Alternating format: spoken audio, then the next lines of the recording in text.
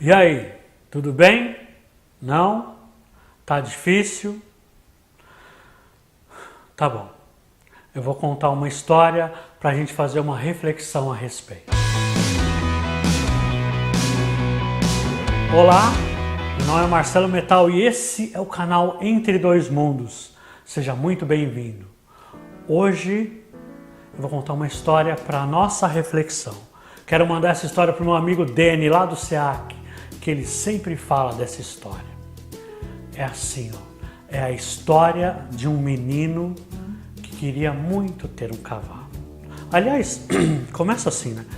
Era uma vez, para ficar legal, era uma vez um menino, há muito tempo atrás, que queria muito ter um cavalo. Só que ele era muito pobre e ele não podia ter um cavalo.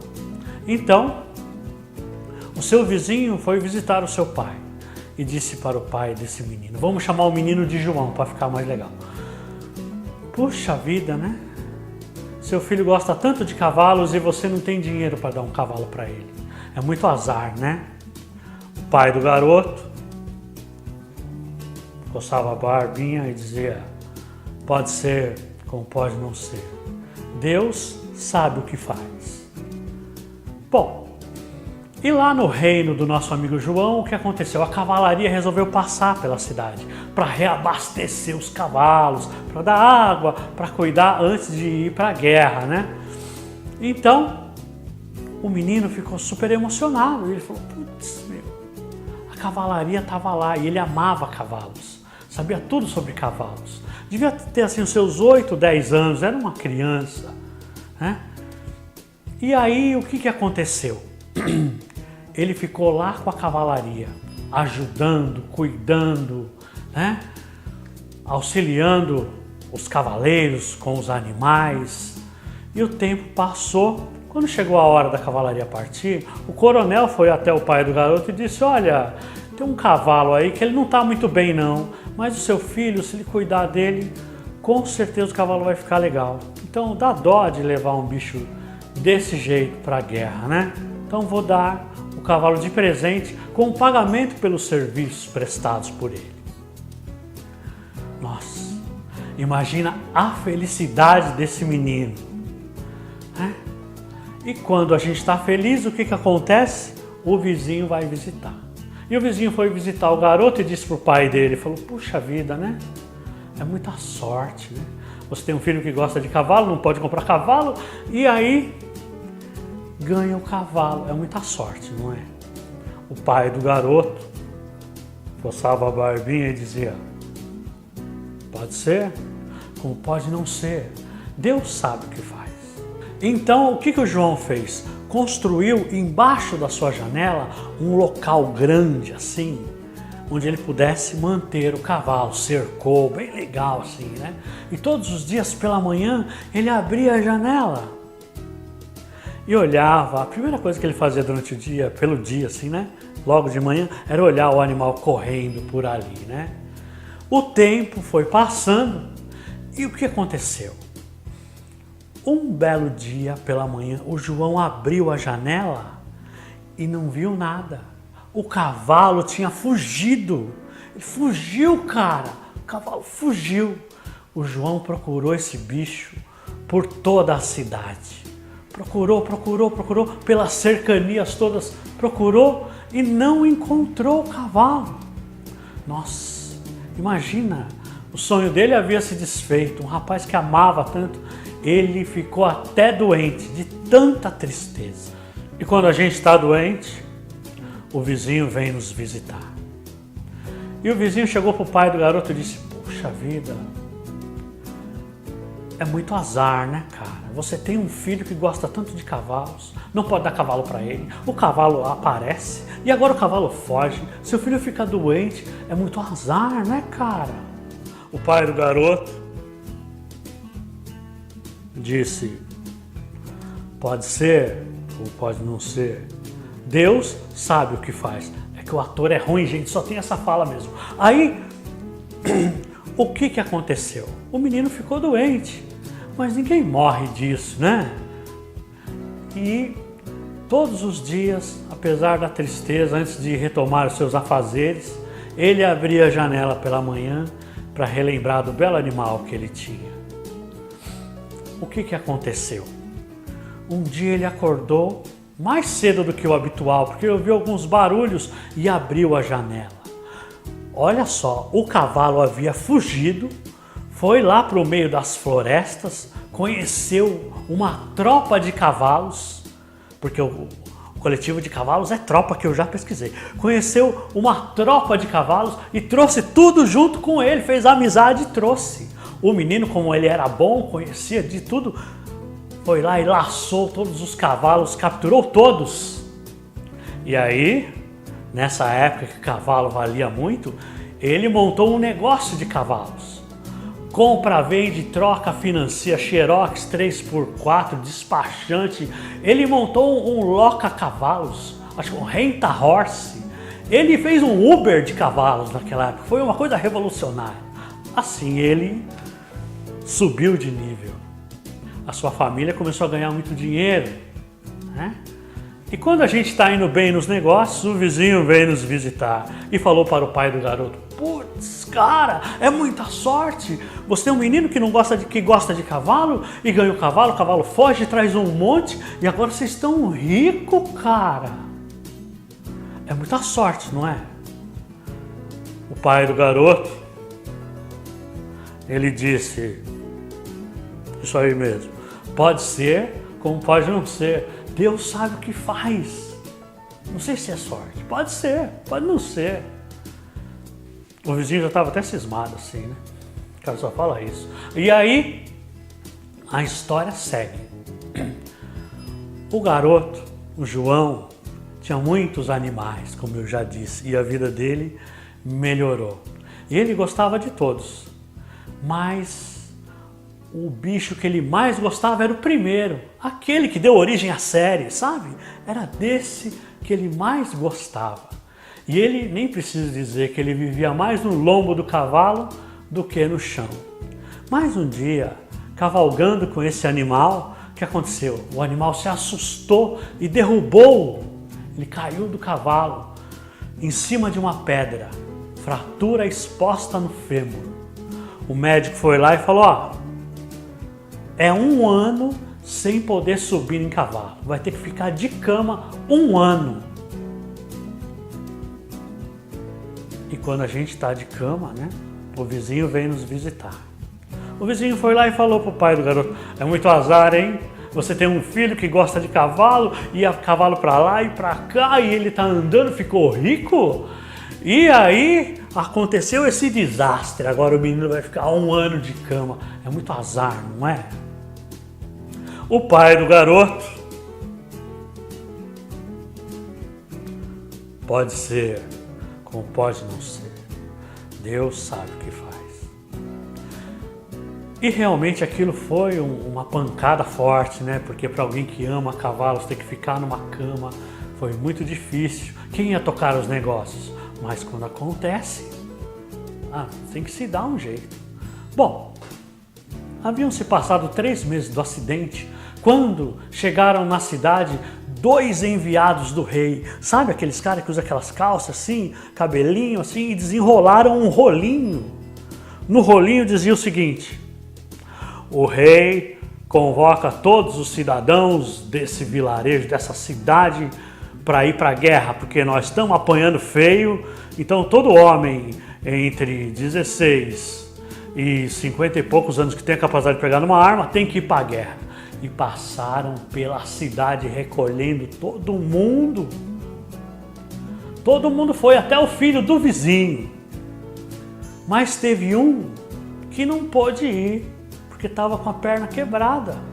Não podia ir para a guerra. E o vizinho dando tchau para o filho dele, junto com o pai do João: tchau, tchau. Olhou para o pai do João e disse: é muita sorte, é muita sorte, é muita sorte o seu filho ter quebrado a perna. Eu queria que o meu filho tivesse quebrado a perna. Eu queria que ele gostasse de cavalo e o cavalo viesse, fugisse, ficar rico, arrebentar. Eu queria. É muita sorte, não é? o pai do garoto. Pode ser, como pode não ser. Deus sabe o que faz. Vou parar a história por aí, que senão esse vídeo vai ficar enorme. Mas olha, vamos analisar a história. Vamos chegar na moral da história. Eu já vou dar a letra agora. Deus faz por nós tudo que nós mesmos faríamos se soubéssemos o que Ele sabe. Quanto S, né? S pra caramba. Mas essa é a moral. Olha só. No primeiro lance que o cavalo vai fugir, se nós somos o João e estamos lá com o nosso mentor no sonho, ó João, você é um bom garoto, tal, vou dar um jeito de melhorar a sua vida aí. Só que é o seguinte, cara, o cavalo vai fugir. Sério, cara? Sério, vai fugir. Mas ele vai voltar com 80 cavalos e sua vida vai melhorar. Pode ser? Oh, demorou, pode ser. Eu aguento.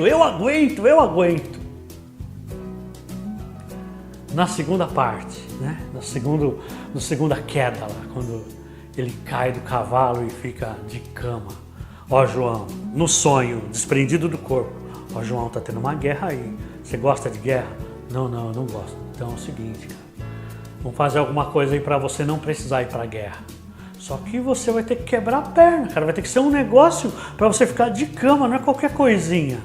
Não, pode quebrar as duas. Eu aguento. Deixa ir pra guerra os caras que é briguento, deixa. Tá vendo? Nós faríamos a mesma coisa, sabendo que Deus sabe. E Deus, Ele nos conhece não só dessa vida, mas de outras. Ele sabe o que nós queremos, mas dá para nós o que nós precisamos. Então, às vezes, a gente cai do cavalo. E cai feio. Né? E é preciso ter fé, resignação, otimismo. Mas uma fé ativa. Trabalho ativo no sentido de melhorar. Olha só. Eu passei por uma experiência muito difícil há uns tempos atrás. Muito difícil mesmo, assim. Não vou falar, tira essa música que aqui o negócio é pra cima. Ó, tinha caído do cavalo que nem o João, assim, um negócio feio. Bom, a primeira atitude que eu tive foi buscar apoio emocional. Eu fui falar com os meus amigos, com meus pais, com as pessoas que torcem por mim. Fui buscar um colo. E isso me fez muito bem. Sem fazer drama, fui lá chorar, fui lá buscar um amparo e eu consegui isso. A segunda atitude que eu tive foi buscar o apoio espiritual.